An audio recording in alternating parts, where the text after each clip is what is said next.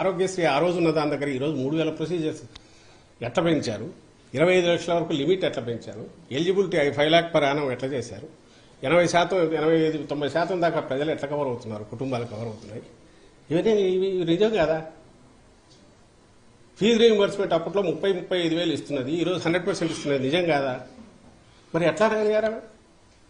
ఇక్కడ name anything. ఎక్కడ రాజశేఖర రెడ్డి గారి ఆశయాలు ఈయన మర్చిపోయారు, వెనకవేశారు. ఆయన మరింత పదునెక్కించారు, మెరుగుపరిచారు, వాటిని వ్యవస్థీకృతం చేశారు, ఇంక్లూడింగ్ డెలివరీ సిస్టమ్ కిందికి తీసుకెళ్లారు. నేను ఇది ఎక్స్ప్లెనేషన్ లాగా ఇవ్వట్లా, ప్రజలకు చెప్తున్నాం.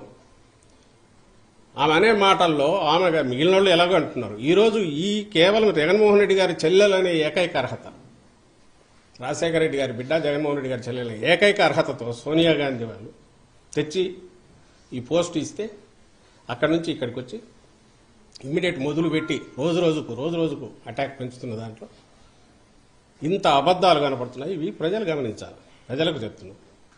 ఇంకో విషయం కూడా చెప్పదలుచుకున్నాం. షర్మిలమ్మ గారికి సంబంధించినంత వరకు 2.5 ఏళ్లు పార్టీ అక్కడ, నాకు తెలిసి 2.5 ఏళ్లు తెలంగాణలో పెట్టినట్టున్నారు, వైఎస్ఆర్ తెలంగాణ పార్టీ. సరే, ఆ స్టేట్కి వెళ్ళారు, పార్టీ పెట్టారు. అప్పుడు చాలామంది అడిగారు, మీ కామెంట్ ఏంది, మీది ఇది అని. ఆమె she chose her path and అక్కడ ఏదైనా చేసినా we wish her all the best అని చెప్పాం. ఆమె ఏమైనా మంచి ఇదైతే మా వైఎస్ఆర్ కుటుంబ సభ్యురాలుగా, జగన్మోహన్ రెడ్డి గారి చెల్లెలుగా సక్సెస్ అయితే హ్యాపీగానే ఫీల్ అవుతాం. సరే, వాట్ ఎవర్ ద రీజన్స్, అది జర్నీ అయింది, సడన్ గా కట్ అయింది. ఈ రోజు ఏ మీడియా అయితే ఆమెను ఎత్తుకొని భుజాన్ని ఎత్తుకొని మోస్తుందో, నేను ఈనాడు కానీ, ఈటీవీ కానీ, ఏబిఎన్ కానీ, ఇంకో TV5 కానీ, ఆంధ్రజ్యోతి, ఈనాడు పత్రికలు, ఇవన్నీ కూడా వాళ్ళు ఏ రోజు ఈమెను భుజానికి ఎత్తుకుంటున్నారు, ఏ రోజైతే జగన్మోహన్ రెడ్డి గారి మీద అస్త్రాలు ఎక్కువ పడితే ఆ రోజు మాత్రమే దాన్ని తీసుకుంటున్నారు. తెలంగాణలో గమనించండి, ఆమె అంత చేస్తే జగన్మోహన్ రెడ్డి గారు అన్నవి మాత్రమే హైలైట్ చేస్తారు.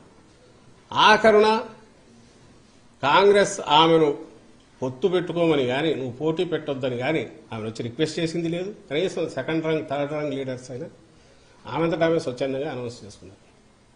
రిజల్ట్ వచ్చినాక, అమ్మా నువ్వు చేసినందువల్ల మాకేదో ఇంత మేలు జరిగిందని ఎవరైనా థ్యాంక్స్ చెప్పారా?